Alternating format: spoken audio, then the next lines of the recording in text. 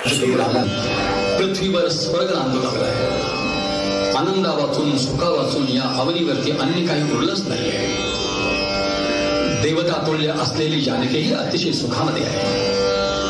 असेच एकदा श्रीराम आणि जानकी कुबेराच्या चैत्यरथ वनासारख्या त्यांच्या अत्यंत निसर्ग संपन्न अशा अशोक वनामध्ये बसलेले असताना जानकीची फिकट अंगकांती आणि आळसावलेली देहलता पाहून श्रीरामाने हसत विचारलं, जानकी तुला काही हवावंच वाटतंय का? भरत्याचा प्रश्न जानकीला उमगला. मंद स्मित करून ती विदेह राजकन्या श्रीरामाना म्हणाली, ओठात खाऊनी सशब्द आशा लाजे, डोहाळे पुरवा रघुकुल तिलका माझे.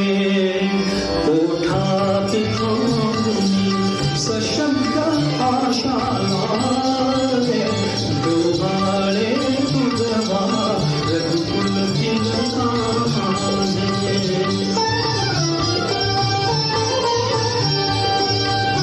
मजदाटे भरी विहारा जावे, पाखरा सारखे मुक्त स्वरांनी गावे. कानात बासुरी वंशवनातील वाजते, डोहाळे पुरवा रघुकुल तिलका माझे.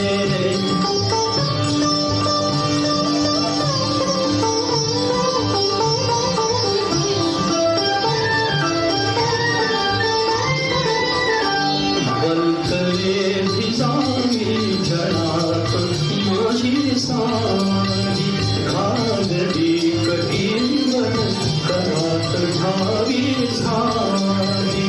मस्तकी असावे तुझ्या घटाचे